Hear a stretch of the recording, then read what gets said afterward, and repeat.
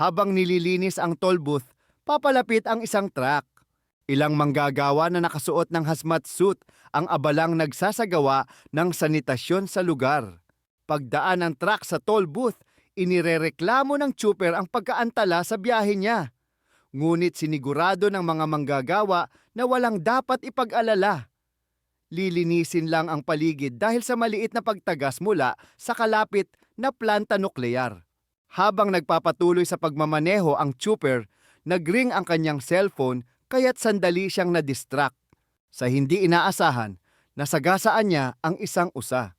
Bumaba siya ng truck upang siyasatin ang nangyari. Pagkatapos suriin ang hayop, bumalik siya sa sasakyan at nagpatuloy sa pagmamaneho. Ngunit makalipas ang ilang sandali, dahan-dahang tumayo ang usa kahit pa ito ay nabundol. Pagharap nito, makikitang may kakaiba sa anyo nito, nahawa na ito. Samantala, sa Seoul, abalang-abala si Seok Woo bilang isang fund manager kaya halos wala na siyang oras para sa kanyang anak na si Suan, lalo na sa proseso ng kanilang diborsyo. Pagkatapos ng isang nakakapagod na araw sa trabaho at ng aksidenteng maibigay niya kay Suan ang parehong regalo sa kaarawan tulad ng binigay niya noong nakaraang taon. Isiniwalat ni Suan na gusto niyang puntahan ang kanyang ina sa Busan. Sa unay, ayaw pumayag ni Seok-woo dahil sa trabaho. Ngunit nabago ang kanyang isip nang ipakita ng kanyang ina ang isang video ni Suan habang kumakanta ng Aloha Oe sa isang school recital. Tumigil si Suan sa gitna ng kanta. Isang pagtatanghal na hindi nadaluhan ni Seok-woo dahil abala siya sa opisina. Dahil sa matinding konsensya, nagpareserba si Seok-woo ng tiket sa susunod na biyahe ng KTX papuntang Busan kinabukasan ng umaga. Maagang-maaga kinabukasan, ihinatid ni Seok-woo si Suan papunta sa istasyon. Sa kanilang biyahe, muntik na silang mabangga ng sunod-sunod na ambulansya at mga sasakyan ng pulis. Habang iniisip ni Seok-woo kung anong nangyayari, inabot ni Suan ang kanyang kamay sa bintana ng kotse at nahuli ang isang nagliliyab na abo. Dahil dito, napansin ni Seok-woo ang isang gusaling nasusunog sa malayo. Binanggit niya na may masama yatang nangyayari pero nagpatuloy pa rin sila sa pagpunta sa istasyon. Pagdating nila sa istasyon, sumakay sila ng tren. Kasama rin sa tren ang matatag at brusko ngunit mapagmahal na asawang si Sang-hwa at ang buntis niyang misis na si Seong Kyung, isang high school baseball team. Ang mayamang ngunit makasariling CEO na si Yeon Suk. Dalawang matandang magkapatid na sina In-gil at Jong-gil. At isang palaboy na lalaki na tila may alam na sa nangyayaring zombie outbreak. Habang naghahanda ng umalis ang tren, isang batang babae na nangingisay at may malaking sugat ng kagat sa binti ang palihim na sumakay. Sa labas ng tren, iniutos ng station manager na paalisin na ang KTX, ngunit napansin niya ang isang grupo ng mga tao sa itaas ng istasyon na tila nagsisisigaw sa kung anong bagay na hindi nakikita. Sa loob ng tren, pinapanood ni Suan mula sa bintana habang biglang inatake ang station manager ng isang mabangis na tao. Isang pangyayaring siya lang ang nakasaksi. Dahil sa takot, tumayo si Suan at naglakad papunta sa banyo. Samantala, sa mga lower numbered cars ng tren, isang train attendant ang nakasalubong sa nasabing sugatang babae.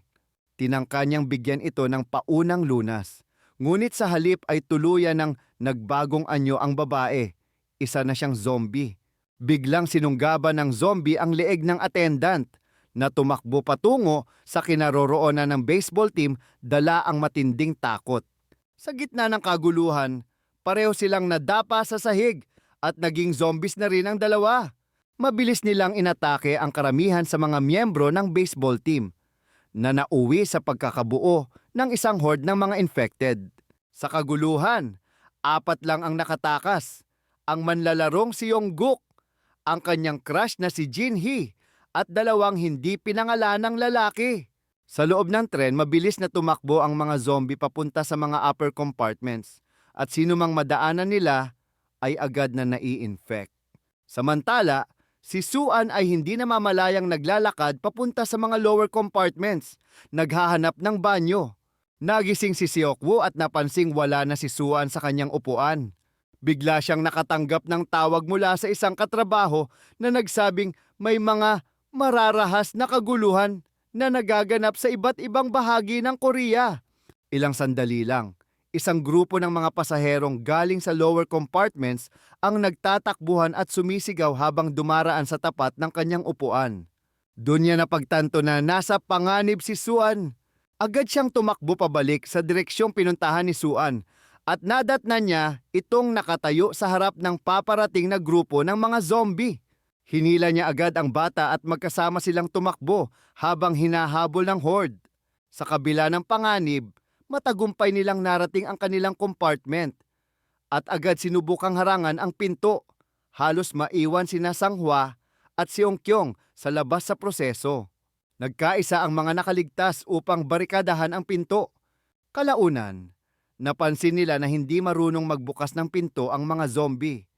Umaalulong lang ang mga ito at sumusugod kapag nakakakita ng tao. Gamit ang tubig at mga dyaryo, tinakpan ni Seongkyong ang mga bintana. Epektibo ito dahil napaniwala nilang walang tao sa loob, kaya tumigil ang mga zombie sa pagsugod. Ipinahayag ng konduktor sa intercom upang tiyakin ang mga natitirang pasahero na hindi na pupunta ang tren sa Busan, kundi titigil muna sa Daegu Station. Dahil ayon sa ulat, naroon na raw ang mga sundalo. Samantala, tumawag si Yeon-suk sa mga kasamahan niya sa kumpanya upang alamin ang sitwasyon sa Daegu. Narinig ito ni Seokwoo at napagtantong ang lahat ng pasaherong darating sa Daegu ay sa pilitang isasailalim sa quarantine. Dahil dito tumawag si Seokwoo ng palihim sa isa pang katrabaho at nakiusap na sunduin sila ni Suan ng hiwalay upang makaiwas sa quarantine.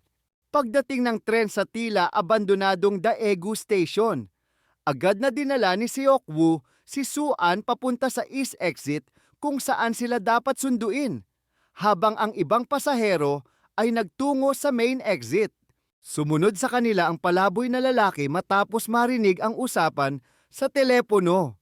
Naglakad ang tatlo sa isang madilim na pasilyo at sa dulo nito ay namataan nila ang isang sundalo. Laking ginhawa ni Seokwoo kaya sinabi niyang manatili si Suan sa kinatatayuan nito habang siya'y tumakbo papunta sa sundalo upang humingi ng tulong.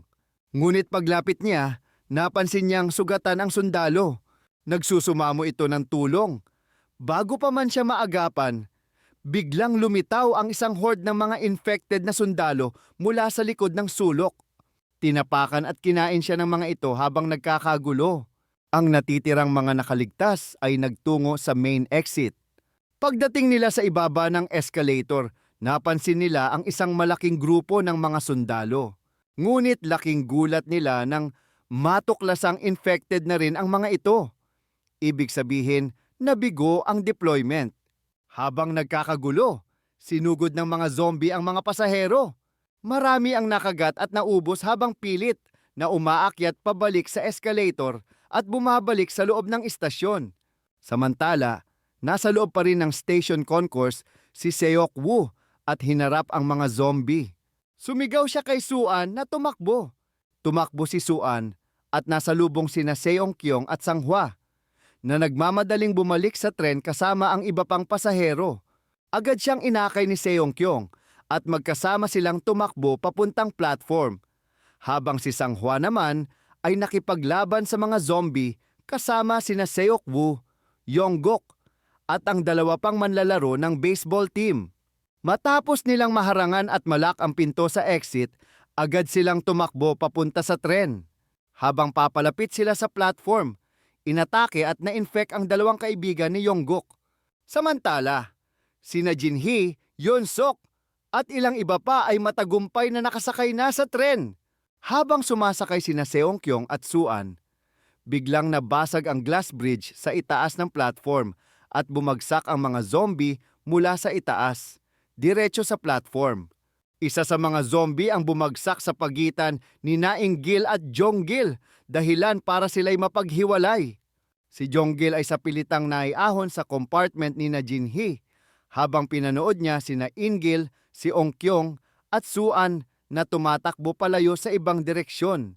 Sina si Ongkyong, Suan, Ingil at ang palaboy na lalaki ay nagtago at nagbarikada sa loob ng isang banyo sa isa sa mga lower compartments na puno ng infected.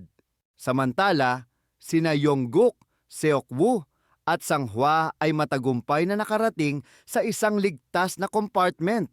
Tumawag si Sanghwa sa kanyang asawa at natuklasang kasama niya sa banyo sina Suan at iba pa. Ayaw niyang pabayaan ang mga ito na mamatay, kaya't nagpasya silang tatlo na lumaban pabalik sa mga lower compartments upang iligtas sila. Habang tinatahak ang daan, nadiskubre nilang bulag ang mga zombie kapag madilim at tumutugon lamang sa ingay. Ginamit nila ito sa kanilang kalamangan at matagumpay na nailigtas sina Suan, Seongkyong, Ingil at ang palaboy. Sama-sama silang tumakbo papunta sa first compartment kung saan naroon sina Yonsuk, Jinhee, Jonggil at ang train manager.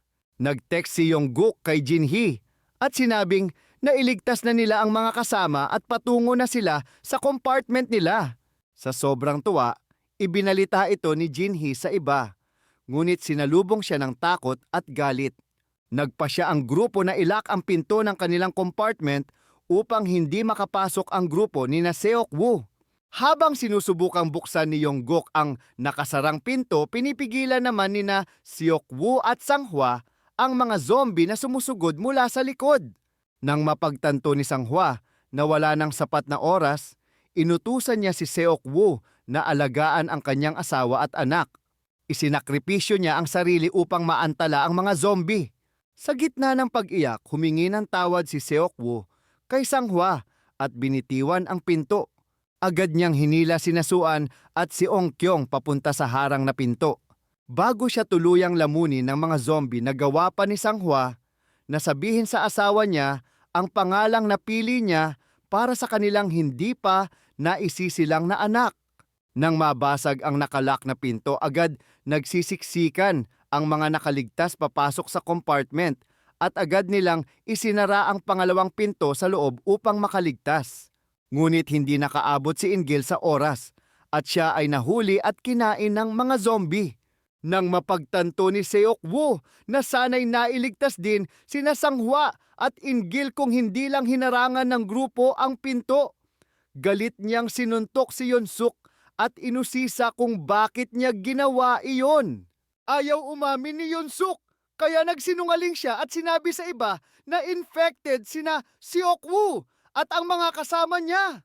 Dahil sa takot na naitanim ni Yonsuk, pinilit ng grupo na dating nagbarikada ng pinto na palabasin sina Seokwoo, Seongkyong, Suan, Jinhee, Yongguk at ang palaboy sa makipot na hallway sa pagitan ng kanilang compartment at ng compartment ng konduktor. Pagkalabas nila, ginamit ni Yonsuk at ng iba ang kanilang mga necktie at damit upang itali ang knob ng pinto at tiyaking hindi na makakabalik ang grupo.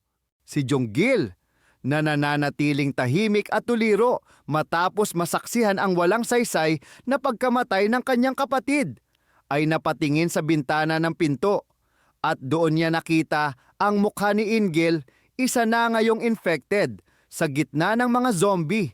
Mahinahon niyang sinabi sa kapatid na nabuhay siya ng mahaba at masaya at napagtanto ni Jonggil na ang ginawang pagpapaalis ng grupo ang naging dahilan ng kamatayan ni Ingil.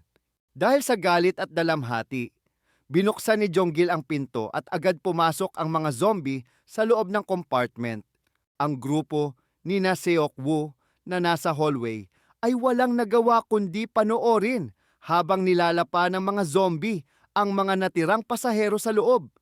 Nakita nila ang anino ng mga taong desperadong kumakatok sa pinto na kanina lamang ay sila ang nagbarricade sa isang malupit at mapait na baligtad ng tadhana. Nakatanggap ang konduktor ng mensahe sa radyo na matagumpay nang napigilan ang pagkalat ng zombie infection sa Busan. Gayunpaman, habang papalapit sila sa isang istasyon bago marating ang Busan, hinarangan ng mga gumuhong debris ang railis ng tren. dahilan upang huminto ang kanilang biyahe. Ipinahayag ng konduktor sa mga natitirang nakaligtas sa tren sa pamamagitan ng speaker. Nahahanap siya ng ibang tren sa hindi baradong riles upang maipagpatuloy ang biyahe papuntang Busan.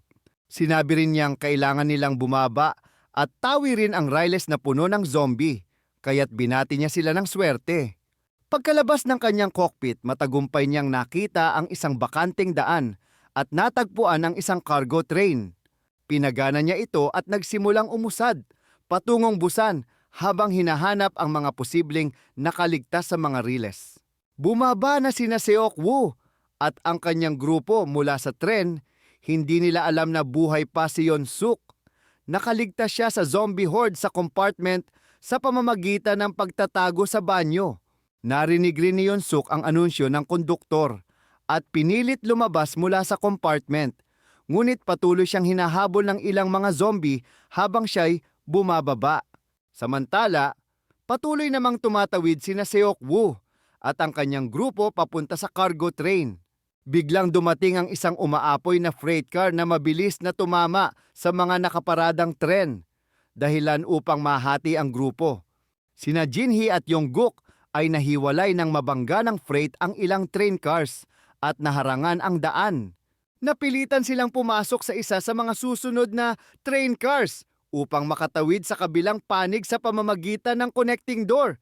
Hindi nila napansing sinusundan na pala sila ni Yeon-suk habang hinahabol din siya ng isang zombie. Pagkapasok sa loob ng train car, biglang itinulak ni Yeon-suk si Jinhee pabalik. Inihain siya sa zombie upang makaligtas. Nilabanan ni Yongguk ang zombie, ngunit huli na. Nag-collapse siya sa sahig habang karga si Jinhee, na nangingisay habang nagsisimulang magbago. Habang umiiyak, sinabi ni Yongguk, "Bakit kailangan ganito ang mangyari?" At humingi ng tawad kay Jinhee dahil hindi niya nasabing mahal niya ito. Sa kanyang mga bisig, tuluyan nang nagbago si Jinhee at kinagat ang kanyang mukha at leeg. Samantala, patuloy sa pagtakbo si Yeon-suk papunta sa cargo train, ngunit natapilok siya sa riles at nakagat sa paa ng isa sa mga zombie na sumusunod sa kanya. Tumakbo palabas ng tren ang konduktor upang tumulong, ngunit sa halip na magpasalamat, itinulak ni Yeon-suk ang konduktor papunta sa mga zombie, katulad ng ginawa niya kay Jinhee. Habang humihingi ng saklolo ang konduktor, walang pakialam na iniwan siya ni Yeon-suk at sumakay sa tren mag-isa. Samantala, sina Seok-woo, Soo-an, Seong-kyong at ang palaboy na lalaki ay nasa kabilang bahagi ng nawasak na tren, nakakulong sa ilalim ng isang tren na puno ng mga zombie. Nanganganib nang bumigay ang mga bintana ng tren anumang sandali. Nakakita si Seok-woo ng siwang sa ilalim ng tren at nagsimulang gumapang papaloob. Ngunit biglang bumagsak ang isang bahagi ng tren at sinarhan ng lagusan bago pa makalusot ang tatlo. Dahil sa impact, nabasag ang isa sa mga bintana ng tren at ilang zombie ang lumagpak sa labas at nagsimulang gumapang papunta kina Soo-an, Seong-kyong at sa palaboy. Sa huling sandali, isinakripisyo ng palaboy ang sarili sa mga zombie. Binigyan sila ng sapat na oras upang makaalis. Agad hinila ni Seok-woo ang mga debris at nailigtas sina Seong-kyong at Soo-an. Agad silang tumakbo papunta sa cargo train at umakyat sa panlabas na platform nito. Si Seok-woo ay lumapit sa cockpit ng tren, ngunit umatras nang makita si Yeon-suk sa upuan ng konduktor. Mapuputi na ang mga mata at halatang infected na. Agad niyang isinara ang pinto, ngunit nagulat siya nang mabuksan ito ni Yeon-suk sa kabila ng pagiging zombie. Hindi pa ganap na naaapektuhan ang kanyang utak. Dahan-dahang lumapit si Yeon-suk kay Seok-woo. Umiiyak at nagsusumamo na iuwi siya sa Busan gaya ng isang batang nawawala. Binanggit pa niya ang kanyang address at ang pangalan ng kanyang ina. Tahimik na sinabi ni Seok-woo na infected na siya. Saglit na natigilan si Yeon-suk at napaluha. Ngunit ilang segundo lamang ang lumipas at tuluyan na siyang nagbago. Nagsimulang makipagbuno si Seok-woo kay Yeon-suk na tuluyan ng naging zombie at halos mahulog siya sa gilid ng tren. Sa kabilang dulo ng platform, napasigaw si Suan sa takot na agad namang nakaagaw ng pansin kay Yunsuk. Tinangka nitong atakihin sina Seongkyong at Suan, ngunit agad na magitan si Seokwoo. Sa gitna ng sagupaan, malubhang nakagat si Seokwoo sa kamay. Sa kabila nito, nagawa niyang itapon si Yunsuk palabas ng tren. Paglingon niya sa kanyang sugat, napagtanto niyang malapit na siyang magbago. Agad niyang pinaupo sina Suan at Seongkyong sa cockpit at ipinaliwanag kung paano gamitin ang preno pagdating nila sa Busan Station. Sinubukan niyang umalis ng tren, ngunit nakiusap si Suan na huwag siyang iwan. Sa gitna ng pagluha, isiniwalat ni Suan na noong araw ng kanyang recital, hindi niya tinapos ang kantang Aloha Oe dahil hindi niya nakita si Seokwoo sa audience. Iniingatan niya ang kanta para sa kanyang ama. Nagpaalaman sila ng buong puso at luha. Hinawakan ni Seokwoo ang maliliit na kamay ni Suan at sandaling niyakap ang mga ito bago marahang itinabig at isinara ang pinto ng cockpit mula sa labas. Ikinandado niya ito upang hindi siya masundan. Nagsimulang sumigaw at umiyak si Suan. Patuloy na nagmamakaawang bumalik ang kanyang ama. Habang mabilis na kumakalat ang impeksyon sa kanyang katawan, umiiyak si Seokwoo habang dahan-dahang naglalakad patungo sa dulo ng tren. Hawak ang duguan niyang kamay. Sa loob ng cockpit, patuloy pa ring humahagulgol si Suan habang pilit siyang pinipigilan ni Seongkyong.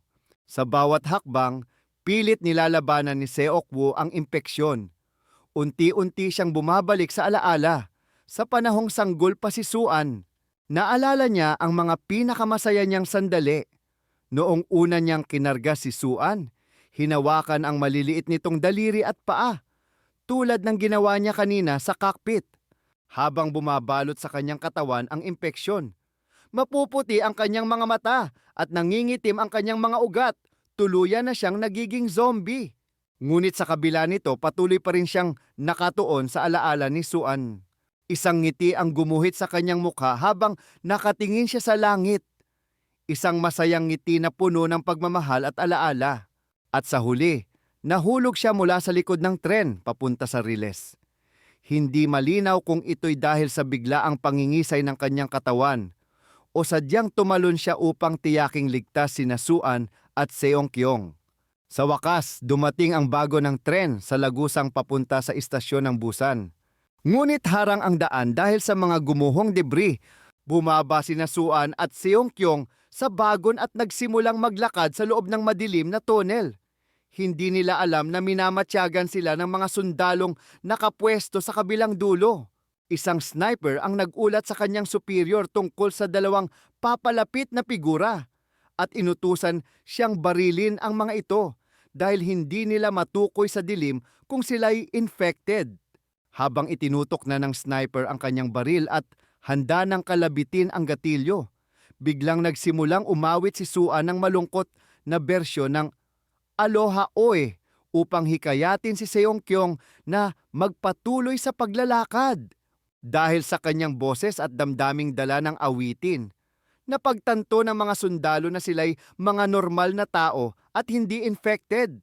Agad silang tumakbo upang sagipin sina Suan at Seongkyong.